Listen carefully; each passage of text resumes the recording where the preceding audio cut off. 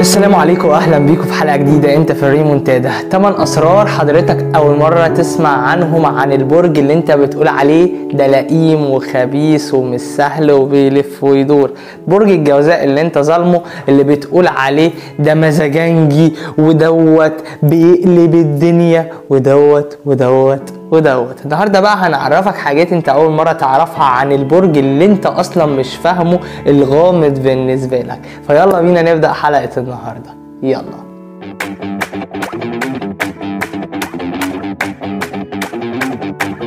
وكالعاده لو كنت جديد معانا في قناه فانا برحب بيك وبقول لك اهلا بيك. انت في الريمونتادا، انت في القناه دي عشان خاطر تبقى على وضعك، كمان تعرف حاجه جديده عن نفسك، عن غيرك، عن البرج اللي انت مهتم بيه.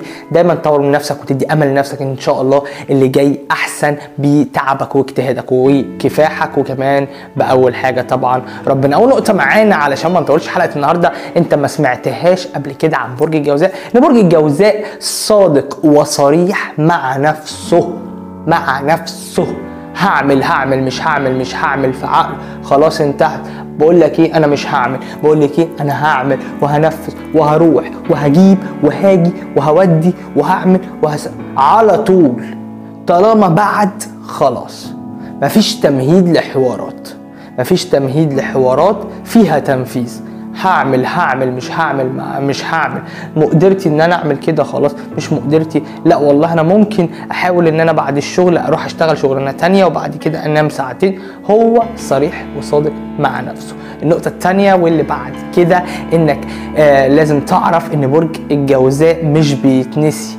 اي صديق من برج الجوزاء مش بيتنسي، لازم تعرف ده كويس. طب ليه؟ لانه مميز، هيعمل معاك حاجه هتميزه، هيعمل معاكي حاجه هتميزه. لا، مميزين. صديقك من برج الجوزاء مش بيتنسي.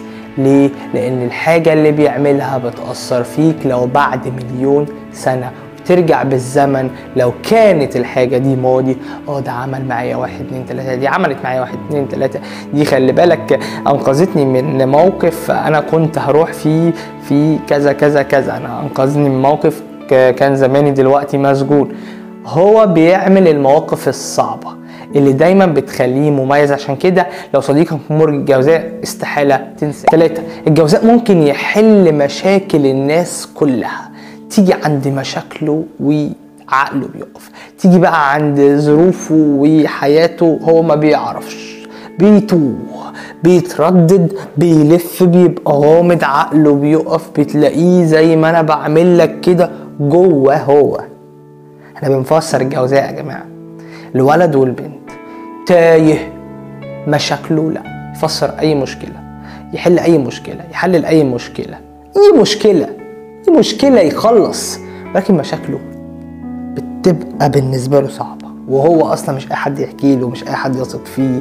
واوعى تفكر ان هو بيحكي لك كل حاجة، يعني لو كان بيحكي لك لا الموضوع عنده صعب. 4. الوقت المناسب عند برج الجوزاء هو دلوقتي، حالا. يلا بينا نطلع نروح الجيم. طب هنروحوا امتى؟ لا كمان يومين نبدأ شهر جديد. لا دلوقتي، ده الوقت المناسب. لا طب وليه ما تبدأش فيها دلوقتي؟ طب ليه ما تعملش في الحاجة دي دلوقتي؟ طب ما تسعى في الحاجة دي دلوقتي؟ طب ما تشوف الحاجة دي دلوقتي. اي وقت غير الوقت اللي هو قالك عليه فهو وقت مش مناسب. اي حاجة هو بيقولك عليها بتبقى صح. الوقت المناسب عنده بيبقى في الوقت اللي بيكلمك فيه دلوقتي. الان نعمل، حان الان للحاجة دي ان هي تتعمل. يا عم طب ننام، يا عم الصباح رباح. دلوقتي هتذاكر، دلوقتي هتكتب تكست لزميلك او لزميلتك تصلحها فيه. هو عنده الوقت المناسب لاي حاجة صالحة لحياته دلوقتي. 5. لا يمكن ابدا استغباء الجوزاء. اوعى تفكر ان هو غبي او تستغله، او تفكر ان انت ممكن مثلا تقول يا نهار اسود ده ما فهمش، ده غلط، يلا ده شكله ما فهمش النقطة، لا ده شكله غبي يا عم طنش، لا استقل بيه يا عم ده ما تخافش منه، دي ما تخافش منها. لا يا نهار اسود. اضحك على نفسك كده زي ما انا ضحكت، اضحك على نفسك انت كده اللي سامحني في الكلمة. الغبي اتعكست الآية، لأن الجوزاء يوديك البحر ويرجعك عطشان. دماغه أذكى مني وأذكى منك، لازم تكون مفتح وأنت بتتعامل معاه. هو ممكن يروح جاي مستغبي نفسه وعطيك الطعم علشان أنت تاكله وتشبع، ويبقى هو عايز يوصل لك حاجة أو يتوهك في موضوع ما. فكده كده الجوزاء في النقطة دي على وضعه. اوعي واوعي تستغبى حد من برج الجوزاء. 6 جنة الجوزاء في خروجه من بره البيت. ممكن تشوف ان الجوزاء بينام كتير، ممكن تشوف ان هو بيحب يريح في البيت، ده طبعا بعد تعب، ولكن فرحته جنته حياته بتبقى بره، سواء كان شغل، سواء كانت فسحه، سواء كانت مغامره، سواء كان اي موضوع بره بيته واطار حياته واطار راحته، بتبقى بالنسبه له حياه وجنه، ويبقى مبسوط ويبقى عايز يعمل حاجات كتير جدا. ويا لهوي فرحة الجوزاء بره البيت فعلا. 7 الجوزاء مش خبيث خالص. الناس بتقولي ده خبيث، ده لئيم، ده بلا بم بم بم بم بم. طبعا كل واحد على حسب بيئته وثقافته وتعليم، ممكن يبقى خبيث ولئيم، ممكن الحمل، ممكن الثور، ممكن الجوز، ممكن السلطه، ممكن الاسد، ممكن اي برج على حسب بيئته وثقافته وتعليم. ولكن هو كبدايه هو مش خبيث، بس بيعرف يتعامل معاكم، بيعرف يتعامل مع الناس الخبيثه. هتبقى خبيثه يتعامل معاكم وصدوا على طول. بكلمكم على طول، بكلمكم في الدغري. مش هيبقى خبيث غير لما انت او انت تبقى خبيث معاه، تتلائم عليه. هيعمل كده من تلقاء نفسه يعني. ده اللي في الاخر بترجع تزعل، وانت اللي في الاخر بترجعي تزعلي.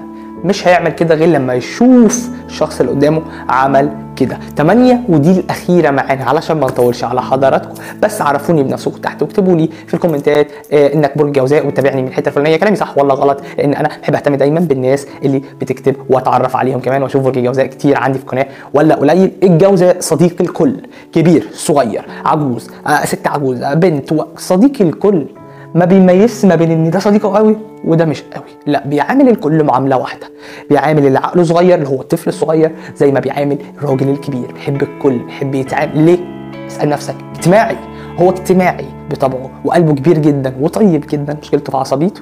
الراجل بالذات تقلبه، حياته، اللي بيكلمه جواه، الشخص اللي هو مش فاهمه، اللي مش عارفه جواه، الانتقاد اللي جواه، ده مشكلته. ولكن هو صديق الكل، كبير صغير عجوز شاب في العشرينات شاب في ال30، بيصاحب الكل. فرقش ما بين اي حد.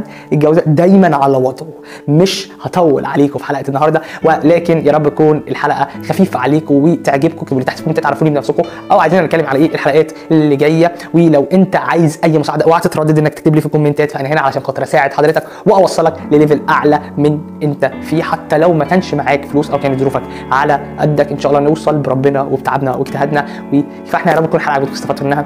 السلام عليكم وتحيه لكل رجاله وبنات برج الجوزاء.